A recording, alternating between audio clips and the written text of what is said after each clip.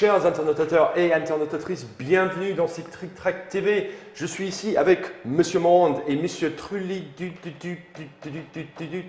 ou quelque chose comme ça. Enfin, on n'a jamais découvert comment le prononcer. Et aujourd'hui, nous allons faire une masterclass du non-métallique métal ou du métal non métallique dans la langue de Molière. C'est ça. Donc, qu'est-ce que c'est exactement pour le commun des mortels? Alors, le non métallique, en gros, ça va être une façon de peindre qui va permettre de simuler du métal sans utiliser de peinture qui est métallique, donc sans petits pigments métalliques dedans. Donc voilà, je vous expliquerai plus en détail, après je vous ferai un petit schéma et tout qui va bien. Et voilà. Donc c'est une technique de peinture qui est, j'ai envie de dire, assez haut niveau.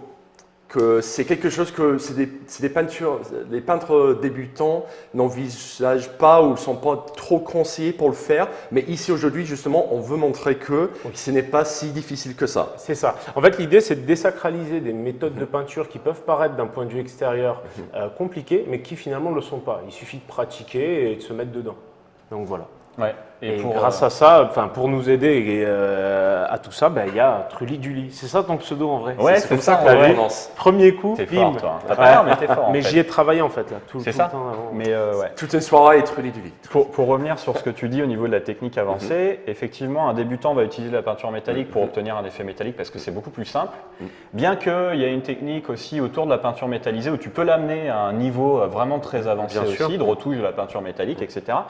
Le NMM, c'est une technique de trompe-l'œil en fait, parce qu'on va faire croire, comme le disait Monde, à une surface métallique, alors qu'en fait, on n'a pas du tout de peinture métallique. Et c'est l'apposition de peinture de différents éclaircissements qui va faire croire au reflet du métal. Et donc, ça fait appel aussi à la théorie de la lumière et comment la pièce est éclairée et tout. C'est souvent ça qui pose problème aux débutants. Moi, je sais quand j'ai commencé le NMM, c'est tu regardes ta pièce et tu dis ouais, mais où est-ce que je dois poser le reflet pour que ça soit logique et que ça ait l'air naturel? Puisque le but du trompe-l'œil, c'est que tu aies l'impression que ce soit vrai, alors qu'en fait, non, tu es en train de tromper ton monde, quoi. C'est ça. Et là où le non métallique est assez intéressant à apprendre, pour que même si vous êtes peintre débutant, j'ai envie de dire qu'il y a des choses là-dedans qu'il faut assimiler. C'est justement cette notion de lumière et de reflet. C'est ça. Ouais, que tu peux utiliser pour toutes les couleurs, pas juste le métal. Exact. Alors, le non métallique, pourquoi exactement? Est-ce que c'est juste une question du beauté du style de peinture ou est-ce qu'il y a d'autres avantages à faire du non métallique? Alors, il faut savoir qu'en bref, le non métallique, là, moi, où en fait, finalement, je le trouve le plus intéressant, c'est graphiquement en photo. Quand on est peintre studio, on essaie d'avoir le meilleur rendu photo possible. Et là, l'idée, finalement, c'est d'avoir un rendu photo qui claque. La problématique, c'est que sur du métal classique, on n'a pas la même maîtrise de la zone de point de lumière qui va se poser. Parce que la lumière va se poser naturellement. Ici, on va pouvoir la poser nous-mêmes de façon forcée. Donc, pour expliquer ça, je vais faire un petit schéma sur la petite feuille qui se situe juste là. Et c'est pour ça qu'en fait, j'avais besoin d'un crayon. Hein, on n'allait pas peindre au graphite. Donc, l'idée, c'est de reproduire finalement le non métallique. Ça va être ni plus ni moins que finalement du métallique qui aurait été fait, par exemple, sur une BD. Donc, pour ce faire, pour simplifier les choses, je vais dessiner. Je ne suis pas un bon dessinateur, mais je vais vous dessiner une épée. Allez, soyons fous. Donc, on a une espèce d'épée, un peu caricaturale, mais le but, c'est vraiment que vous compreniez parfaitement le principe. En plus, j'ai envie de dire, c'est un bon endroit pour commencer parce qu'il y a beaucoup de gens qui ont du mal justement à maîtriser le métal sur les lames comme ça. Voilà. C'est un problème pour les peintres débutants très récurrent. Ce qui se passe, c'est que là, je vais vous montrer évidemment sur une surface simple et sur la figurine, ce sera un petit drone, mais le principe est le même. Donc en fait, on va simuler le fait que la lumière arrive par là. Finalement, en fait, c'est assez basique le non métallique parce que on va juste travailler en opposition. C'est-à-dire qu'on va prendre une surface qui va prendre la lumière et du coup, l'opposé de cette surface va prendre de l'ombre. Donc, si j'ai de la lumière sur cette facette-là de l'épée, j'aurai de l'ombre à l'opposé. Donc là, je vais poser mon ombre finalement, hop, et mon ombre va petit à petit se dégrader jusqu'à ce que j'ai de la lumière. On est d'accord? Voilà. Je déborde régulièrement. Ouais. Donc là, en gros, j'ai une facette qui est éclairée. Donc j'ai de la lumière là et de l'ombre là. Eh bien, la facette à l'opposé de la première on va faire le même principe, mais en sens inverse. C'est-à-dire que si on a de la lumière ici, on aura de l'ombre ici. Donc on va avoir de l'ombre ici et de la lumière à l'opposé. Donc finalement, là, je vous ai résumé le principe du non métallique. C'est-à-dire qu'en gros, on va simuler du métal juste avec le reflet naturel de la lumière. Voilà. Donc ça, c'est le principe de base. Je vais mettre ça de côté, du coup. Comment tu le ferais sur le pommeau avant que tu le ranges?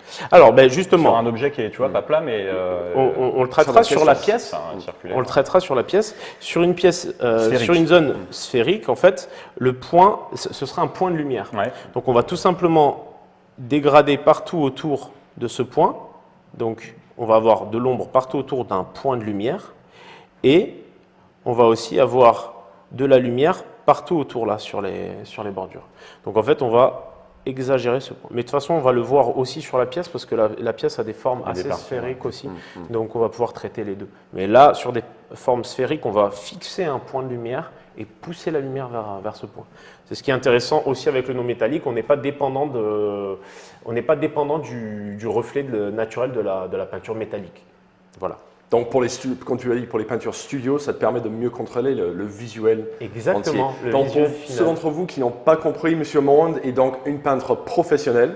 Il sait ce qu'il fait. C'est aussi le créateur d'Eden. Et comme on a dit, son t-shirt Exact. C'est vrai Game qu'on a Factory, oublié les présentations Voilà, d'usage. donc peut-être on en parlera un peu plus de ça après. Bah, d'ailleurs, c'est des figurines Eden. Oui, On va c'est pas ça, voir, tout à fait. Donc là, on va s'attaquer en fait après à une figurine Eden. C'est une figurine c'est un marqueur TUAV qui est sorti ce mois-ci. Et en fait, on va le faire tout en non métallique. Comme ça, en fait, ce sera parfait. Et voilà. Perdons pas de temps. Ça marche. Alors, je vais commencer tout simplement par présenter les outils avec lesquels on va travailler, hein, parce que c'est la base. Donc, moi, je peins avec un Raphaël, un pinceau Raphaël 8404 en poil de martre. En fait, l'idée, c'est d'avoir un pinceau qui est avec un poil suffisamment long et avec un réservoir, c'est la base du pinceau, qui va pouvoir finalement rester un petit peu gorgé d'eau. Ça va me permettre de ne pas avoir besoin de revenir trop régulièrement à ma palette, parce que j'aime bien gagner du temps, moi. Donc, ce que je vais faire très régulièrement, et ce que vous me verrez faire très régulièrement, c'est nettoyer mon pinceau dans un petit pot d'eau, qui est ici, et venir l'essuyer très délicatement sur un sopalin. Donc, j'y vais pas comme un forcené, puisque j'ai besoin qu'il y ait toujours un petit peu d'eau sur ma base. Voilà. On va attaquer avec seulement 4 pots de peinture qui sont là. Voilà, hop. Ces 4 pots de peinture, finalement, c'est que des nuances. Donc, on a du noir, du blanc, ou ce qui se rapproche du blanc, c'est de l'ivoire, du gris et un gris un peu plus sombre. Voilà. Après, peu importe la marque, ici, on a de l'Army Painter, de la Model Color et de la Prince Auguste, mais n'importe quel type de gamme fait l'affaire. Bah justement, pendant qu'on en parle, les pinceaux, c'est des pinceaux spécialistes. Tu peux les avoir dans la plupart des magasins. Ah, c'est une bonne question. Comment ça marche? Comment on peut les obtenir? Ben, en fait, dans n'importe quelle boutique, si vous demandez des Raphaël référence 8404 dans n'importe quelle boutique classique de peinture, d'art plastique finalement, Ok. ben, normalement ils doivent en avoir. D'accord, mais c'est pas le genre Il y en a de aussi dans pinceau. les BHV, il y en a un peu partout finalement. D'accord. Mais c'est pas le genre de pinceau que tu vas trouver dans des magasins de figurinistes normalement. Dans des magasins de figurinistes, on va avoir du pinceau plus classique, Citadel, un peu moins qualitatif. Ou alors du pinceau Prince Auguste qui sera aussi un peu qualitatif mais qui tiendra moins la longueur. Donc c'est vrai que c'est plutôt ces pinceaux-là que je conseille. Ils sont peut-être un peu chers, mais par contre ils tiennent plus longtemps sur la durée. Un petit conseil d'ailleurs en passant, il ne faut jamais que la peinture qui vient sur le pinceau dépasse la moitié du poil. Ça a tendance sinon à abîmer un peu le pinceau au passage. Ça marche. J'en profite pour rappeler l'existence de la fameuse vidéo sur la présentation du matériel que j'avais fait avec Mops, dans laquelle on explique où on peut trouver les différents types de pinceaux, les différentes qualités, les prix. Ça, c'est sûr. Et puis aussi comment entretenir son pinceau. Bah, comme il a dit, Monsieur Trulli, il a fait d'autres vidéos où il explique justement l'utilisation du pinceau et plein d'autres techniques de peinture. Et aussi, j'invite les internautateurs et tatrices à aller sur le forum dédié au tuning et au pimp de jeu, dans lequel ils vont trouver tout un tas de gens qui vont les renseigner sur le matos, comment l'entretenir, où le trouver, etc. en fonction de la région où ils habitent, les meilleurs sites internet avec les meilleurs prix. Par contre, faites attention, hein, parce que quand on commence à peindre des figurines, on n'arrête jamais. Hein. On a beau dire ce qu'on veut, même s'il y a des petits moments de latence où on peint moins, on y revient toujours. Donc, là, alors, et là, c'est là. Donc, par quoi je vais commencer? Je vais commencer à attaquer la peinture de la pièce en passant un jus global de Wolf Grey. Ce Wolf Grey, en fait, ça va me permettre de poser des ombres globalement. Donc, je vais mettre un gros pâté de peinture dans ma base. Je te laisse prendre ça. Donc c'est un gris bleuté, quoi. C'est un gris légèrement bleuté, mais n'importe quel gris un peu sombre fait l'affaire. Hein. Donc là, je vais bien diluer ma peinture. Hop. Alors, moi, on travaille avec une palette sèche et moi, je travaille avec une palette humide. Donc, expliquons-nous ce que c'est cette palette humide. Donc, la palette humide, c'est en fait posé sur un papier absorbant. Il y a un papier cuisson qu'on trouve dans n'importe quelle grande surface, un papier cuisson pour mettre au four, quoi, qui fait que le papier va recevoir la peinture et par capillarité, l'eau qui est contenue dans le papier éponge va remonter à travers le papier cuisson et donc va alimenter la peinture en eau. Donc ça va permettre de conserver la peinture longtemps, même d'une séance de peinture sur l'autre. D'accord. Donc il suffit de couvrir sa palette et une semaine après on ressort, On la le met peinture dans est le encore frigo en fraîche. plus, j'avais entendu ça des si on fois, met dans tu le peux le frigo, mettre dedans. voilà. Et ça, c'est une palette fait maison en fait. Ça c'est une palette fait maison avec un c'est couvercle une de éponge boîte plus et ou une moins, éponge. ouais. Voilà, c'est vraiment un truc. Et Alors, ça, c'est une technique, enfin une outil de peinture très très efficace Ouais. qui coûte le prix d'une vieille boîte, une éponge et une exactement, morceau de papier et moi je le stocke pas au frigo et ma palette elle est encore humide alors que ça doit faire bien un bon trimestre que j'ai pas touché un pinceau. Donc voilà. Donc du coup, on va revenir légèrement sur le monde. Donc vous faites un jus. Alors, ce qui se passe, c'est que là, alors moi là, pour l'explication, j'utilise pas de palette humide parce que le but, il va être pour moi de vous montrer assez facilement comment maîtriser un petit peu la dilution de sa peinture. Pour ce faire, en fait, sur ma palette, j'ai mis un gros pâté de peinture et je viens en fait sur l'extérieur de ce pâté pour diluer, pour voir et pour pouvoir doser finalement, pour pouvoir plus aisément doser la consistance de ma peinture. Ici, je la veux légèrement translucide pour pas qu'elle couvre totalement et donc je me dis que c'est bon et là je peux attaquer. Donc j'attaque avec de la peinture légèrement diluée, pas trop non plus. Pourquoi? Parce que ça permet à la peinture de tomber naturellement dans les creux et de commencer finalement à définir les pourtours de ma figurine. Ça me permet finalement de poser finalement un petit peu les zones qui seront plus ombrées que d'autres. C'est-à-dire que les zones où en fait la peinture va naturellement tomber, ce sera des zones de creux finalement, donc qui recevront moins de lumière. Logique. Simplement. Et pour faire cela, on est parti d'une base blanche. Tout à fait. La base blanche en fait permet justement de faire un jus et de voir toujours par transparence légèrement la base blanche ressortir. Voilà. Donc là j'ai passé un jus à peu près complet sur toute la pièce. Il faut savoir que quand on passe ce jus, la dilution est importante pour deux raisons aussi. C'est évidemment pour que ça tombe bien dans les creux, mais c'est aussi pour que le passage du pinceau soit plus aisé. C'est-à-dire que c'est presque aussi important d'avoir une bonne dilution pour éviter que ce soit granuleux que pour avoir un passage de pinceau aisé, facile et rapide. Le confort de peinture est extrêmement important de façon générale. C'est sûr.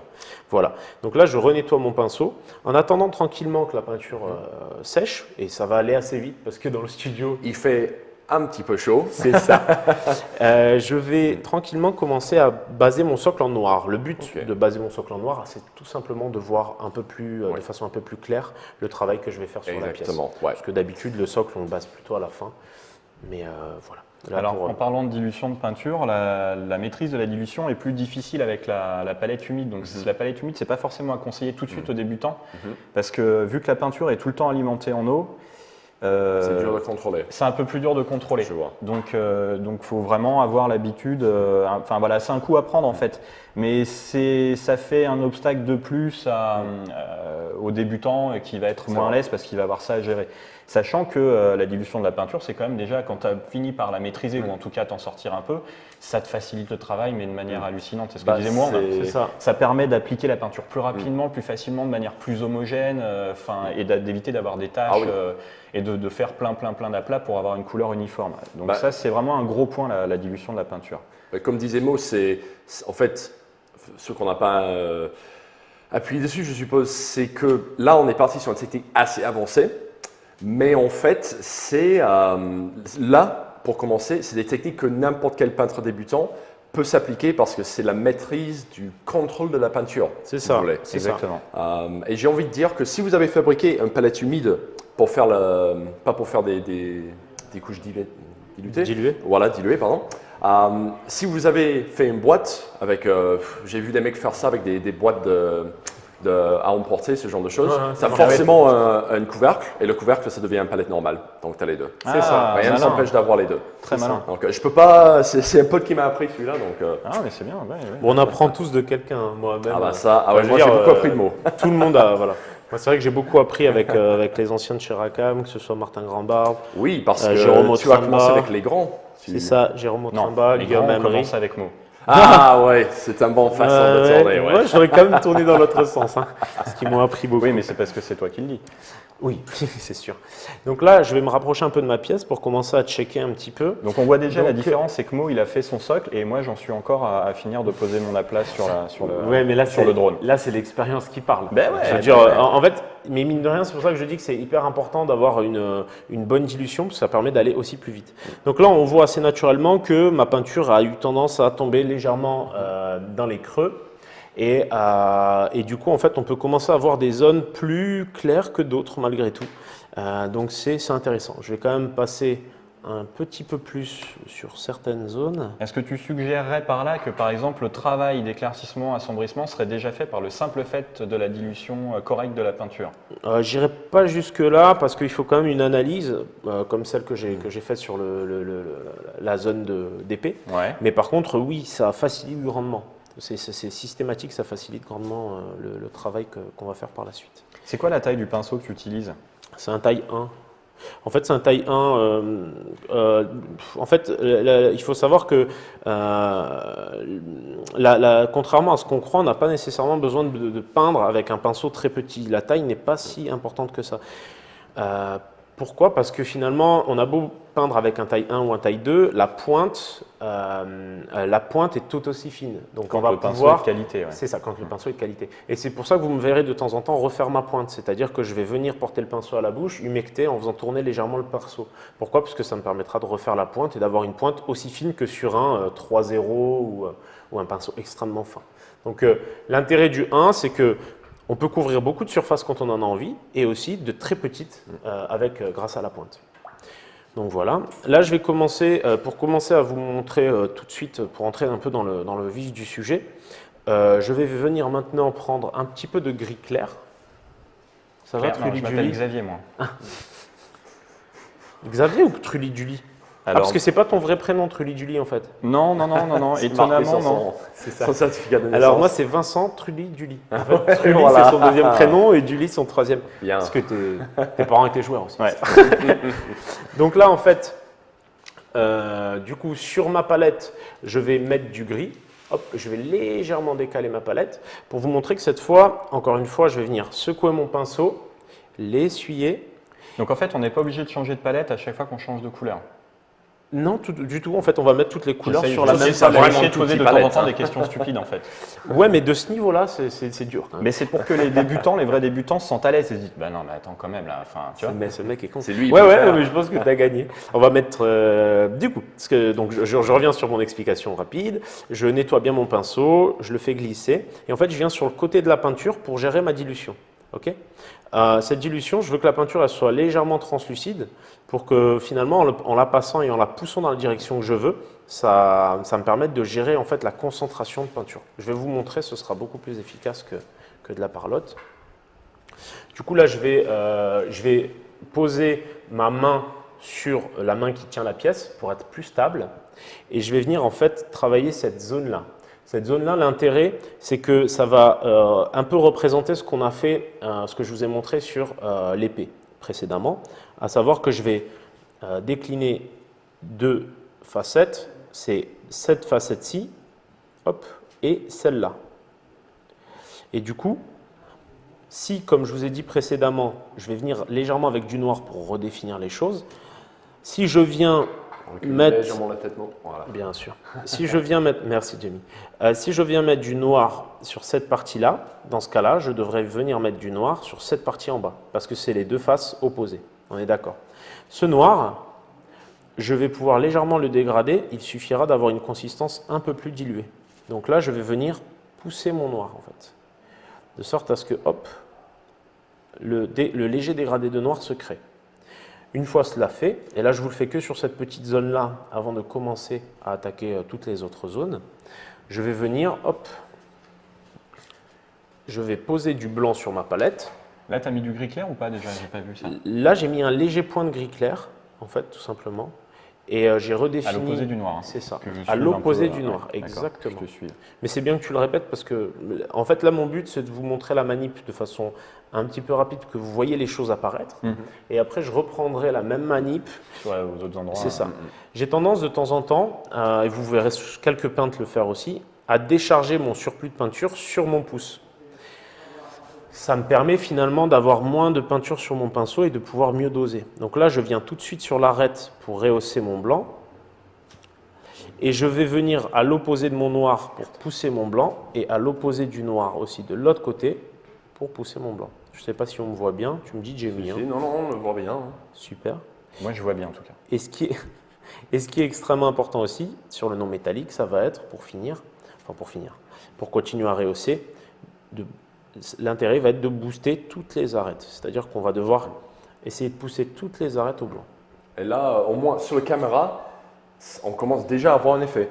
C'est vrai? On commence déjà à voir le côté scintillant et voilà. assez Alors, particulier du Sur non le métallique noir et métallique. blanc, ça. sur En fait- l'écran de contrôle noir et blanc, c'est flagrant. Ouais. L'intérêt de cette méthode, c'est que contrairement à ce qu'on croit, c'est beaucoup plus simple qu'il n'y paraît.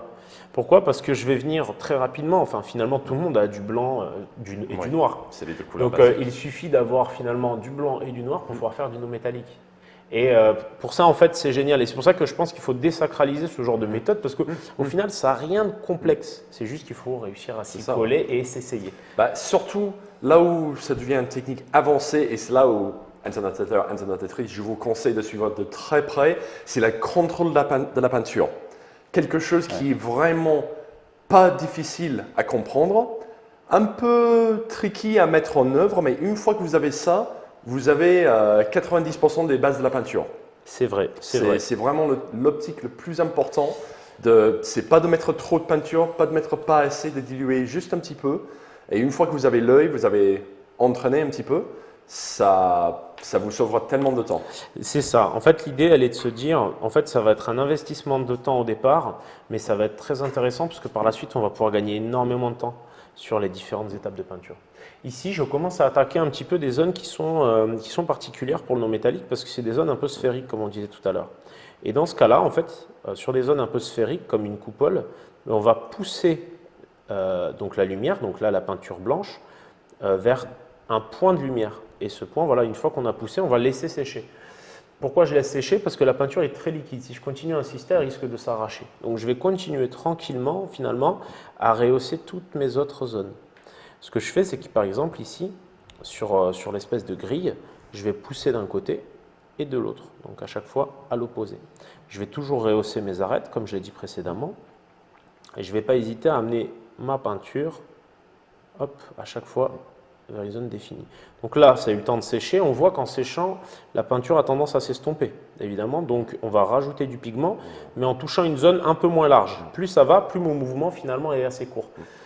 C'est hyper intéressant parce qu'il suffit d'avoir un mouvement plus léger pour que finalement, ma peinture en superposition devienne plus intense et crée finalement un dégradé. Donc, voilà.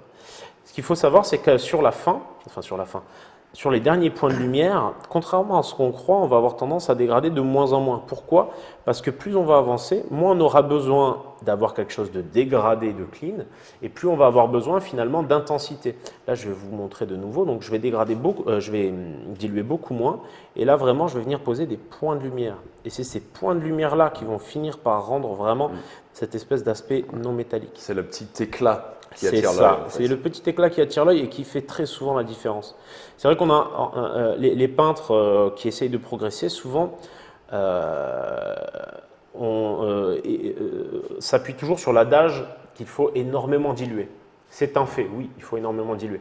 Par contre, contrairement à ce qu'on croit, des fois une dilution trop importante va poser problème. Par exemple, quand on veut une peinture intense. Donc l'idée, c'est de se dire, quand on veut cleaner des zones, on va plus diluer et décharger son pinceau parce qu'on aura besoin de très peu de peinture.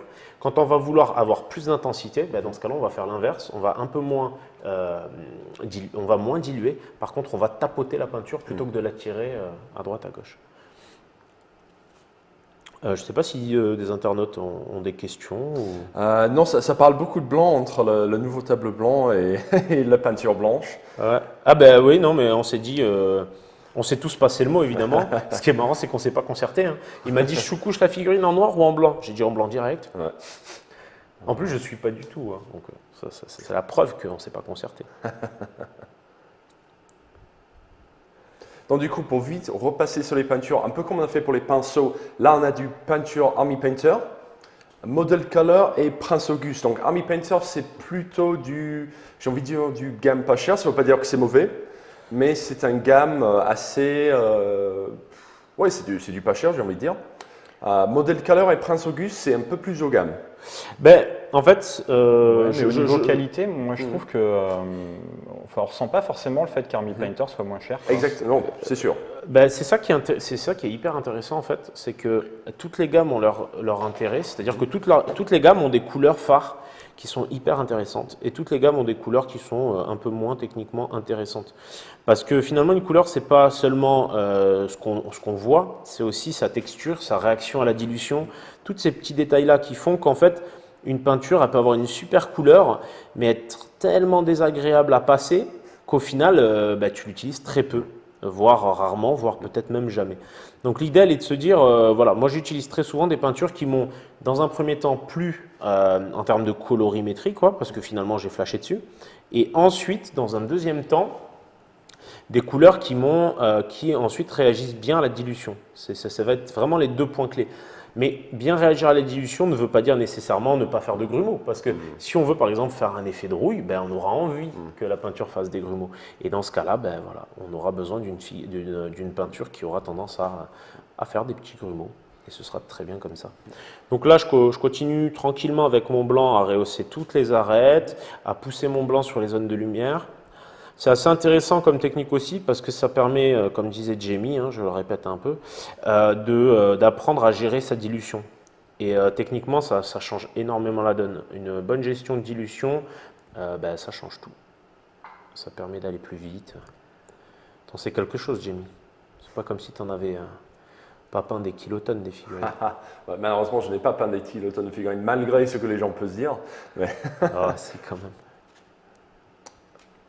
Mais là, en fait, là, il y a une question intéressante qui se pose parce qu'on parlait toujours des pièces qui ont deux côtés, comme l'épée par exemple. Mais là, il y a l'espèce de bâton, de tige qui tient l'antenne. Exact. Donc, exact. comment ça pour une forme sphérique, bien sûr. comment ça marche? Eh ben, tout simplement, en fait, il faut toujours se référer au quotidien et à la vie en général. C'est-à-dire qu'il faut toujours regarder autour de soi. Et là, on a un exemple qui est flagrant, qui est la zone de métal de mon pinceau, cette zone-là.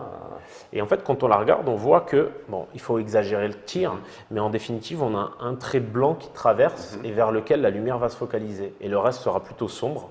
Donc, c'est ce qu'on va faire. D'accord. Alors là, je ne sais pas si on pourra le voir à la caméra parce que ce sera très, très, très sombre. Enfin, ce sera très petit, pardon. C'est pas sombre le terme. Mais ça se voit normalement parce que là, le rendu sur l'écran en noir et blanc, c'est pas forcément visible, mais a priori, les internautateurs vont nous dire s'ils l'observent. Donc l'idée, c'est de se dire, on fait un trait blanc finalement, et de part et d'autre de ce trait blanc, on va légèrement dégrader, enfin on va légèrement écraser le blanc pour que vraiment on obtienne. Contrairement à ce qu'on croit souvent, on ne va pas chercher à avoir un effet parfait du premier coup. On va juste chercher à avoir quelque chose de fin et de bien dégradé. Donc là, hop, juste en un trait, et c'est ce qui est pratique sur ce genre de surface, on commence à voir apparaître un effet satisfaisant. Par contre, ce trait-là, on le met où normalement? Alors, vers l'avant du figurine? Et c'est là où c'est extrêmement intéressant. C'est nous qui le décidons où on le met. Et moi, quand je peins une figurine, finalement, je visualise toujours finalement l'orientation que je vais lui faire prendre la plupart du temps. C'est-à-dire ce que je considère être l'avant, entre guillemets. Et en fait, je vais toujours m'arranger. Par exemple, ici, je trouve que la face la plus intéressante, c'est cette vue-là. Okay ? Eh bien, en fait, en tenant compte de cette vue-là, je vais tout simplement mettre le trait ici. Pourquoi? Parce que comme ça, sur une photo, ou quand quelqu'un la prendra pour la regarder, on aura tendance à voir ce trait. C'est aussi simple que ça. Et c'est pour ça que je disais que grâce au non métallique, on maîtrise finalement cet aspect-là. Après, peu importe où on le met, de toute façon, on peut très bien en mettre un trait là, et quand on retourne la pièce, en remettre un autre ici. C'est pas gênant finalement. D'accord. Et ça permet de combler un peu C'est vrai que moi, après, j'ai tendance à être un peu flemmard et je pousse beaucoup sur une façade. Ça permet d'une part de gagner du temps et en plus, en vrai, les gens vont rarement regarder le dos d'une figurine ou le dessous d'une figurine. Donc, il ne faut pas se méprendre sur un dernier point, c'est la propreté. On ne va pas chercher, le but il n'est pas de chercher d'avoir une figurine tout de suite propre, le but il est d'avoir une figurine qui soit péchue, c'est-à-dire qui ait des couleurs vives, qui attire l'œil avec une lumière bien posée. Ensuite, pour pousser le vice, on va pouvoir venir cleaner ces surfaces en diluant beaucoup plus la peinture et en faisant en sorte de venir sur les zones un peu plus moins bien dégradées pour les cleaner. Toujours en préservant ces éclats de lumière. D'accord. Et là, j'ai vu que tu es passé sur un petit peu du noir là pour nettoyer autour des petits creux sur l'antenne, justement. Exact. Je vais y venir après. Ça va être une étape importante. Ça va être le fait de finalement cleaner les surfaces et bien les démarquer les unes des autres. Ok. Une question? Oui, j'en ai une. Il y a Dacon, si je le prononce bien là, Dagon qui demande D-A-H-K-O-N. D'accord. Qui demande la technique pour les dorés ou les cuivres, c'est la même. Ou est-ce que c'est la même L'idée plutôt? est exactement la même. Voilà, donc bonne question, Dacon. C'est juste que la gamme de couleurs utilisées va être différente, quoi. Exactement. Alors, Exactement. attention pour les ors, je pense que tu diras la même chose que moi, j'espère en tout cas, sinon je vais passer pour un gros débile. Faut pas forcément penser à aller vers le jaune. On va travailler avec des ocres, des marrons, ce genre de choses. Parce qu'on pourrait dire or c'est jaune et voilà, mais on va. En plus, le jaune, en fonction de la gamme, c'est pas forcément tout le temps une couleur qui est facile à mélanger avec d'autres, à ombrer. C'est difficile d'ombrer de l'or. Alors que de l'ocre, du marron, c'est beaucoup plus simple à éclaircir. Et ça fait un or beaucoup plus riche. C'est vachement intéressant parce que tu vois le problème que tu poses là par rapport à l'or, je l'ai rencontré. En ce moment, je suis en train de peindre les figurines studio de Dracaris. Donc c'est un jeu qu'on a kickstarté avec. Je sais, je l'ai pledgé.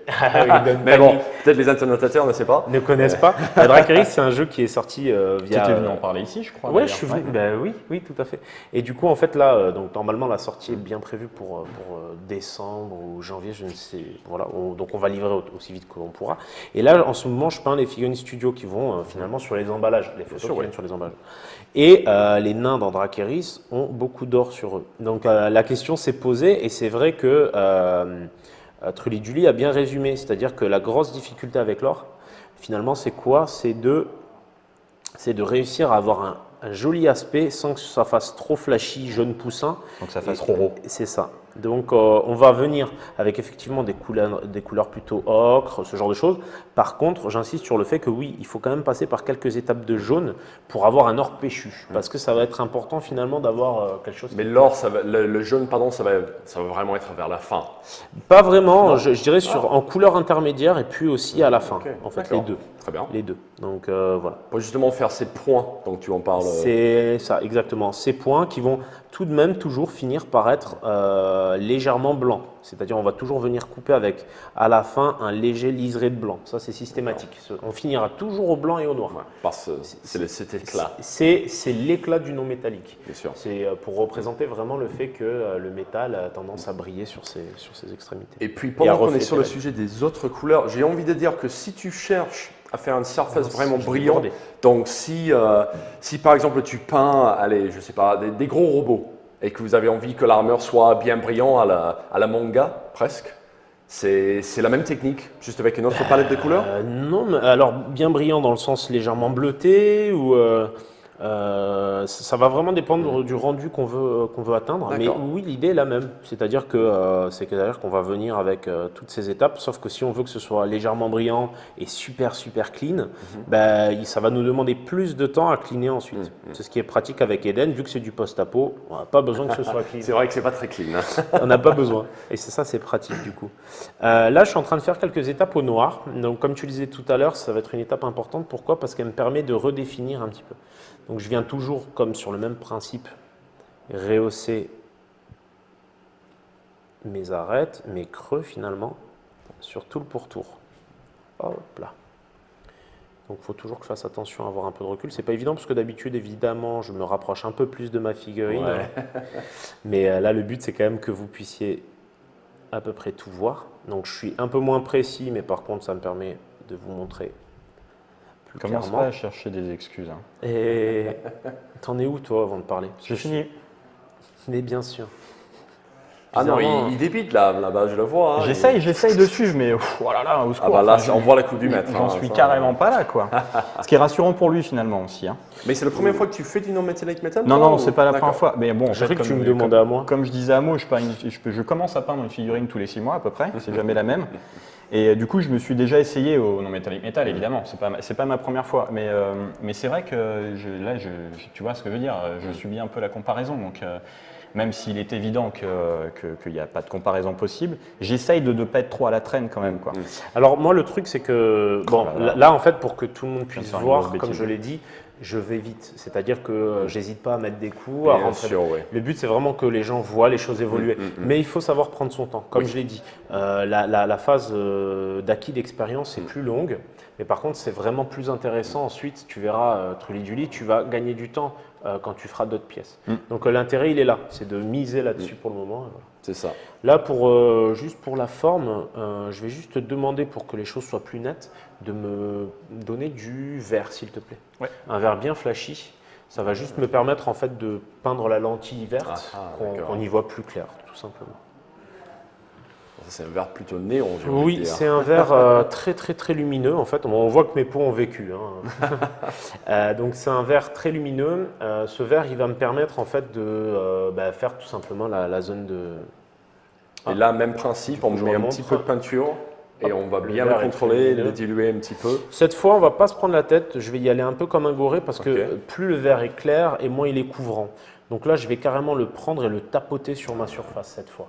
D'accord. C'est pour ça que je tiens vraiment à le dire et à insister sur ce point-là.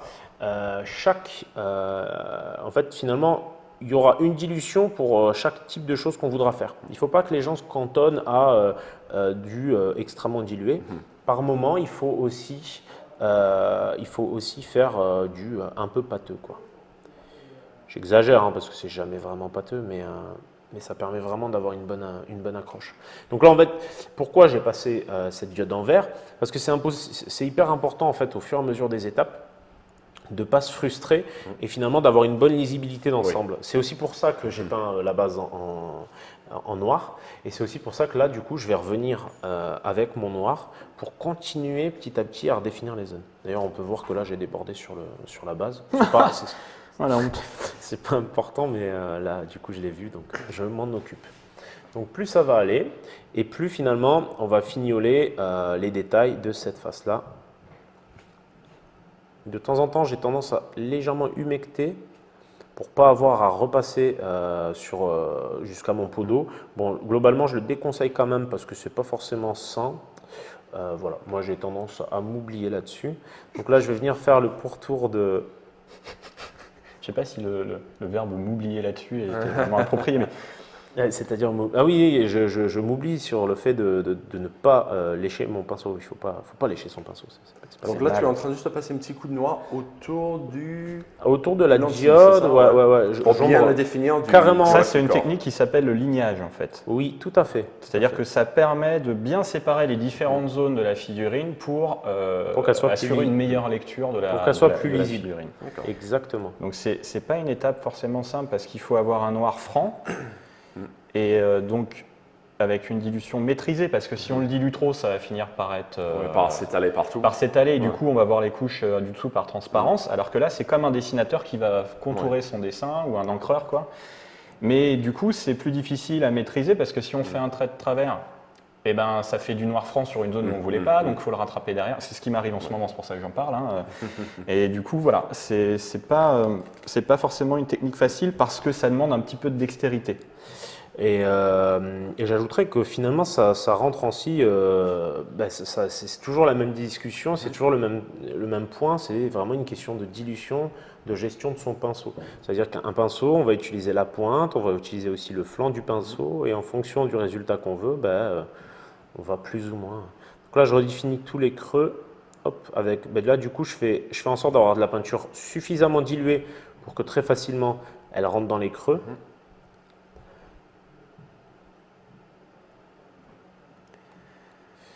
Et c'est vrai que c'est pratique de tout redéfinir. Comme vous le voyez, hein, l'arrière, je ne l'ai pas trop traité.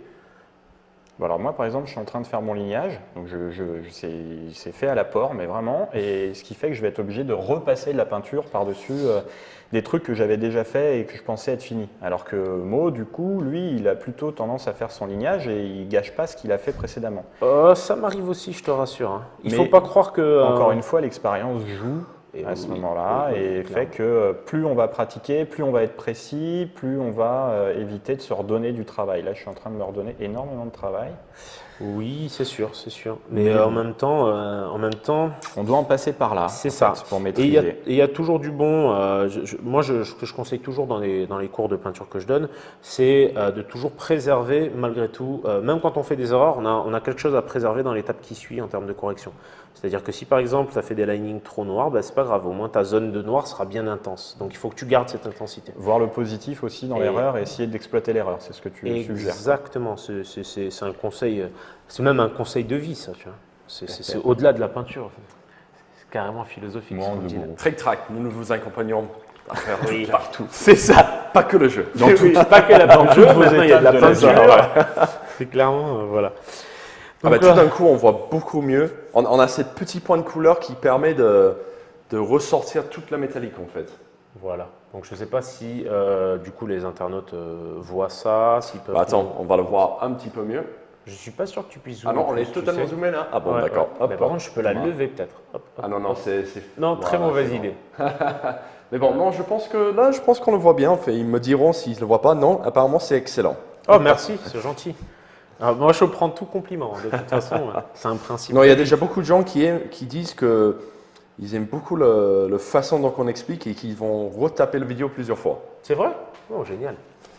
Eh ben, c'est toujours bienvenu. C'est pas beau ça? Il y en a. Ouais, ben, merci Trulli-Dulli, hein, parce que. Non, c'est toi qui peins, mon grand. Hein. Ah, C'est oui, toi qui mais- explique. Hein. Oui, mais tu sais très bien que c'est toi qui m'as envoyé des textos encore jusqu'à hier soir. Pour me rappeler qu'en fait, il fallait que je vienne. Faut rendre à César quand même. Il y a des gens qui disent oui, ça a toujours l'air facile comme ça. Et la vérité, c'est que Alors, ça l'est en fait. Justement, si vous trouvez que ça a l'air facile, je vais vous montrer où j'en suis moi. À la Ah oui. portée. Tiens, montre. Donc Et voilà. là, vous allez voir que c'est pas du tout le même rendu. Et j'ai suis C'est quelques pas étapes du tout le en même arrière. rendu, mais c'est comme. Bon, là, on voit un Alors- peintre de studio, Et- un mec qui n'a Exact. pas trop eu l'habitude. Et Mais c'est extrêmement intéressant. Pourquoi? Parce que du coup, je vais pouvoir te corriger. Ouais. C'est ma partie préférée. Bah, Quand écoute, l'élève vient et me ramène sa pièce, t'es prof. Puis tu moi, sais je ce que c'est. suis rarement dans la position de l'élève, donc ça me Ah fait bah, plaisir. ça tombe bien. Et je vais en profiter pour regarder la tienne. Et tu vas voir ce que c'est qu'un professeur difficile et dur, tu vois. C'est ceux dont on se rappelle le plus et qui nous ont fait le plus avancer. Ben, tu vas voir. Tu vas pas me corriger en peignant sur ma figurine. Ah si, mon ami. Mais pourquoi? Alors, je vais juste Tu veux peindre pas une juste petite m'expliquer partie. que j'essaye de me Ben, corriger. c'est toujours Alors, plus vas-y, comme pertinent ça, de je- voir. Alors, je vais comment je regarder m'y de prends, près. moi, très régulièrement, C'est c'est vrai que que je tout à l'heure, me j'ai pas trop permets de l'occasion de corriger regarder. sur la pièce, sur une petite zone, de sorte Pour, à ce que ce soit t'as percutant l'exemple pour sous l'autre. les yeux et puis tu- Exactement, ouais, ouais, exactement. Et il n'y a rien de plus pertinent, finalement.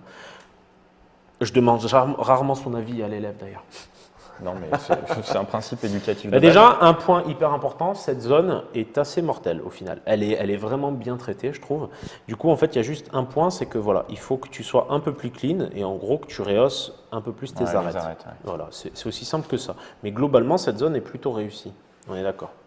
Il y a juste peut-être ton Un petit point de dégradé, lumière, ouais. ton dégradé qui peut être cleané et des points de lumière. Donc les points de lumière, là, je vais rehausser, hop, Sur le petit écrou. voilà. Non, juste en dessous de la pâte, Ah, en fait. sous Je la- vais ouais, redéfinir toute la Donc pâte. là, dans la zone noire, tu fais une accroche de lumière parce que c'est logique. C'est ça. il Partout, faut faire à ce toutes moment-là. les arêtes brillent, même celles qui sont sur des zones d'ombre. C'est bizarre, mais c'est le principe du non métallique ici.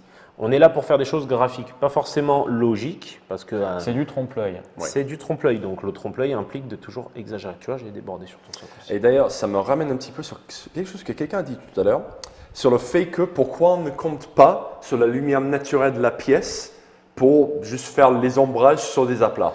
Eh ben, alors d'abord, j'explique ce que je fais rapidement. vas-y, on va pas. Là, on je suis va en train faire de cleaner en fait ton dégradé peut-être répondre pendant le avec t'expliques. un petit peu de. Ça va être un peu compliqué, Ouais. mais je vais répondre après. Je vais cleaner en fait ton dégradé en venant entre les deux zones avec du gris neutre, Tu tout ressens la zone simplement. intermédiaire. Voilà, avec un gris neutre assez dilué et très léger. Ouais. On peut le voir plus facilement peut-être sur mon pouce, mais ma dilution est très légère et les couches que je passe sont d'autant Transparente plus, pour laisser c'est ça. apparaître les couches On voit à inférieures. peine ce que je pose finalement. Et c'est ce qui est intéressant sur les étapes de finition comme celle-là. Pour revenir du coup à ta question, tu vas pouvoir me la répéter. Ben, en fait, il y a J'ai une quelqu'un mémoire de qui a poisson demandé- rouge à pas la trophier. lumière qui est autour de nous pour genre la lumière elle éclaire comme ça, alors je vais peindre là où ça Nous, on, éclaire. on peint juste les couleurs plates Alors, et que la lumière éclaircisse tout seul. alors justement, Ou c'est s'inspirer de comment est posé l'éclaircissement par la lumière. c'est extrêmement intéressant comme question. Alors, il y a deux choses. Déjà, si on avait une pièce beaucoup plus grande, eh ben, en fait, on aurait limite besoin juste de la baser, on la poserait et ça aurait un beau rendu puisque la lumière naturelle ferait le travail. C'est ce qu'on voit sur des gros toys, par exemple, voilà, et des figurines énormes. Là. Ben, voilà. Souvent, là-dessus, il n'y a que des bases, en fait. Nous, déjà, pour définir où va se poser la lumière, on peut très bien prendre un spot qui serait placé au-dessus, regarder ou faire une photo avec son appareil photo. Et du coup, en fait, avec son appareil photo, on verrait où la lumière a tendance à se poser. Et nous, on viendrait et on exagérerait juste ces points-là, parce que ce seraient nos points de blanc. Enfin, un dernier point important, on est sur de la figurine. Donc la pièce, elle est minuscule. Elle va faire 28 mm, 32 mm, 35 mm. Donc pourquoi est-ce qu'on ne compte pas que sur la lumière naturelle? C'est tout simplement parce qu'il faut absolument l'exagérer pour que ça nous saute aux yeux. Voilà. Voilà, c'est aussi simple que ça. C'est bien ça que je me disais, mais Donc voilà. Donc là, tu vois, je t'ai cleané, j'ai cleané finalement la zone à peu près de la pâte. Ouais. Je vais rehausser légèrement les petits plots qui sont sculptés là. Et en fait, tu verras qu'il te manque que quelques petits points de lumière. Éclaircissements en plus, ouais. Et puis Mais redéfinir un petit peu, c'est retoucher ça. un petit peu mes lignages qui ne sont pas très précis. Mais... Ils sont pas précis, mais c'est pas si choquant. Comme je l'ai dit, il faut toujours préserver les points positifs. Et C'est tu gentil, vois, c'est gentil. en 2-3 coups de pinceau, finalement, on réussit à rebooster finalement ton aspect non métallique et avoir un rendu qui est plus pertinent. Là, c'est pareil. En fait, il me suffit de venir Ouais, juste, avec le exagérer flanc du l'arête. pinceau, Ouais. venir exagérer l'arête au blanc. Rends-moi. Et tout de suite, ça rend mieux. Ah oui, c'est addictif. Hein.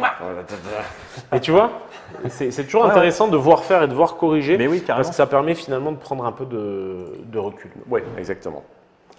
Je ne sais pas combien de temps on en est. En même temps, on a le temps, mais Oui, on n'est pas. on n'est pas à la pièce. Je ne sais pas si ça se fait de parler de temps d'antenne à l'antenne. Est-ce que c'est un tabou? Est-ce qu'il y a des Bah, choses non. qui ne peuvent pas se faire sur Trick Track en fait? Non, j'ai pas l'impression. Est-ce qu'il y a des tabous à Trick Track? Ça, c'est, tu vois, c'est une question intéressante à poser aussi, mais je n'ai pas l'impression non plus qu'il y ait de tabou à Trick Track. quoi. De tabou. Non, enfin, Monsieur Fall nous le corrigera si c'est le cas, mais bon, généralement, on fait ce façon- qu'on a envie de faire et Et ça, c'est cool. Bah, la preuve en est, hein. On est là et on peint. C'est pas mal, je trouve. J'avais bien envie de peindre en plus aujourd'hui, ça tombe bien. ah bah, C'est vrai que là, avec, du coup, on parlait tout à l'heure de Eden et en fait, de la transition, parce que maintenant Eden Oui. est distribué par un autre. c'est ça. Peut-être l'occasion d'en parler pendant qu'on peint tranquillement. Allez-y. Et l'idée, c'est vrai qu'en ce moment, j'ai de moins en moins de temps pour peindre, même si c'est Un mon drame, métier, parce que, non, pas vraiment, parce que quand je peins, du coup, je peins avec encore plus d'intensité Ah bah, et c'est encore c'est pas plus faux, ça. plaisant. Mais en fait, du coup, on a donc les personnes qui sont à l'origine d'Eden ont repris Eden en main et du coup sont passés distributeurs en plus de développeurs, d'éditeurs. Donc en gros, on a tout repris en main, ce qui fait que ça me prend énormément de temps. Donc la société, c'est Happy Games Factory. Je porte le t-shirt qui va bien. Hein. Il y a un smiley tout le temps comme ça, même si je fais la gueule. T'as l'air Tout le joyeux. monde comprend que je suis heureux en toutes circonstances.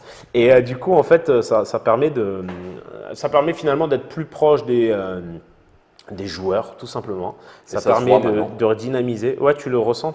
Ah oui, là, niveau com, c'est beaucoup mieux. Bon, c'est cool. Je suis content parce que du coup, toi, tu as fait partie aussi de Oui. cet engouement-là, de, C'est vrai, de c'est ce vrai. redynamisme. Donc, c'est chouette. C'est chouette de te retrouver aussi ici. Parce que voilà, quoi. Et Là, il y c'est a vrai du que du figurine. coup... Hein? Là où il y a du figurine. Oui, là où il y a de la figurine, il y a Jamie pas loin. Et c'est vrai que c'est plaisant. Du coup, ouais, donc avec Happy Games, là, on redynamise pas mal. Et tu parlais tout à l'heure de désacraliser finalement la peinture. Oui, Et je trouve que c'est que très important. C'est hyper crucial parce que on ne se rend pas compte à quel point en fait c'est facilement accessible. C'est un hobby qui finalement n'est pas si coûteux que ça, parce qu'on peut commencer à peindre avec un pinceau et quelques peintures, c'est pas gênant. Et surtout en fait ça permet vraiment de complètement décrocher du reste, de décompresser, d'être tranquille, d'être focalisé sur un tout petit bout de figurine. Et ça vraiment, ça fait partie des choses qui sont de plus en plus rares à l'heure actuelle. Et puis on se sent bien après Oui, avoir oui. fini ça. une figurine, on se sent. Et peu voilà. importe, Ah ouais, peu c'est importe vrai le niveau. Hein. Quand on a fini une figurine, c'est bien. Ben, en fait, Faudrait que j'essaye. Mais justement, en fait, et c'est ça qui est important dans le fait de désacraliser, c'est que faut pas oublier d'où on vient. C'est-à-dire que moi, quand j'ai commencé à peindre, j'avais certainement pas ce niveau. Et je crois que, bon, je vous montrerai pas mes premières, quoi. Pourtant, il y a quelques acteurs importants du milieu qui disent que tu as plutôt perdu en fait que gagné. Je te dirais pas les noms. Ah ouais, non, non, je veux des noms, je veux des noms. Et non, l'idée, c'est de se dire que ce qui prime en fait dans la peinture, c'est de peindre et c'est surtout d'être la fierté qu'on en retire une fois le travail effectué est assez énorme parce qu'on est dans une société où finalement on crée de moins en moins de choses. C'est On vrai. est tous un peu Consommateurs, alors que là on a attentistes. c'est ça. Ouais, sans aller trop loin non plus. Je pense que après, moi je fais partie de cette société, j'en suis très content. Mais ce que je veux dire par là, c'est que là, on peut vraiment retirer quelque chose. Et c'est pas comme un jeu vidéo où on va se faire quelques parties et puis les oublier aussi secs.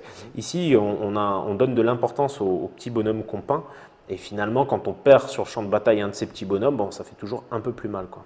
Mais en même temps, à chaque fois que tu vois ton petit bonhomme sur le champ de bataille, et généralement c'est assez fréquent, Ben, t'es ça content. fait toujours plaisir de. Ça fait- Surtout quand tu vois l'ensemble. C'est Peut-être ça. qu'un seul figurine ne sortira pas, mais C'est ça. tu ne le sentiras pas tout de suite. Mais une fois que tu as fait toute une bande, toute une armée, C'est ça. là tu commences vraiment à sentir l'effet de la peinture.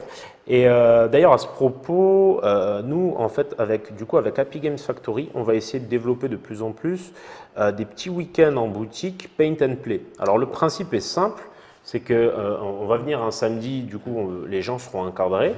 Ils pourront venir se mettre finalement à peindre le samedi pour pouvoir jouer le dimanche, tout simplement. Et en fait, c'est bête, mais j'ai eu cette idée en me remémorant comment je suis arrivé dans la figurine. Et je suis arrivé dans la figurine parce que j'aimais jouer à la base, et que je trouvais que ça donnait une autre dimension au jeu, le fait de pouvoir peindre ces petits pitous. Et en définitive, le plaisir qu'on retire de finir une figurine, peu importe le niveau, il est assez immense finalement. Parce que quand on a fini, on est tout fier et content.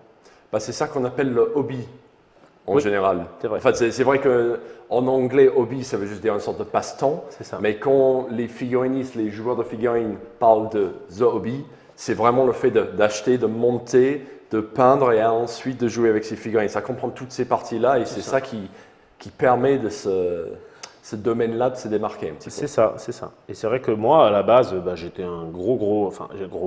En fait, j'adorais peindre avant un petit tournoi en boutique ou ce genre de choses-là. Et c'est vrai qu'à la base, j'ai plutôt tendance à peindre pour jouer. Et c'est au fur et à mesure que j'ai finalement pris un petit peu le niveau actuel et que j'en ai fait ma profession. C'est-à-dire que c'est pas contrairement à ce qu'on croit, c'est pas les concours qui m'ont fait tomber dans la peinture, les concours de peinture, ce genre de choses, c'est le jeu. C'est de pouvoir peindre pour jouer. C'est ça. Et la preuve en est, c'est que j'ai eu de plus en plus de demandes depuis la sortie de Zombicide. Et en définitive, le principe est simple, c'est que finalement les gens se retrouvent avec des petits pitous dans les mains. Et qu'est-ce qu'ils ont envie de faire? Ils ont envie de les peindre. Ça paraît logique, hein. Surtout avec les jeux passionnants. Ouais, il y a les jeux passionnants et puis en plus ça permet à tout un chacun de se faire la main, de se développer, de faire les choses sur des figurines qui sont en plus déjà montées, déjà prêtes à l'emploi. Donc c'est vrai que c'est pratique. Pour ça, nous on a développé aussi Escape dans cette optique-là à la base. Donc Escape, c'est un petit jeu de plateau qui se déroule dans l'univers d'Eden. Et en fait, le but il était d'avoir des figurines déjà montées en plastique, de sorte à pouvoir tout de suite pouvoir jouer.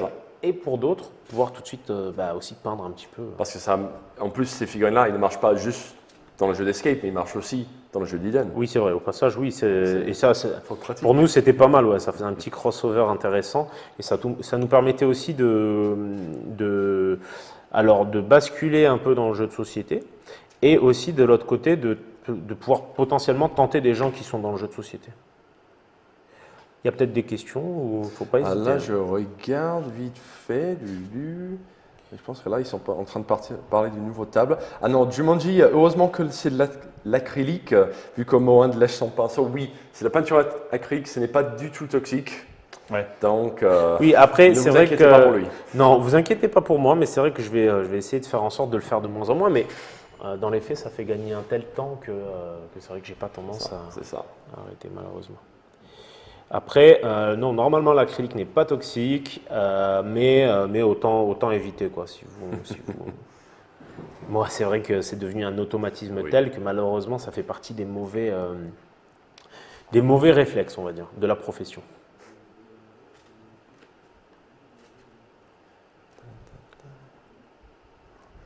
Comment ça se passe de l'autre côté? En voyant le parti que Mo a corrigé, ça t'aide à Ouais, carrément. retravailler les autres zones?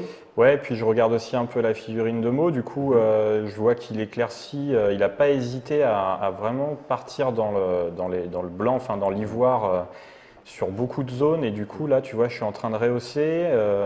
Parce que je pense que c'est un peu le défaut aussi quand on est débutant, c'est qu'on a tendance à avoir peur d'exagérer, comme le disait Maud tout à l'heure, parce qu'on a aussi le nez sur la figurine et il faut de temps en temps s'écarter un peu et voir quel est le rendu général, quoi.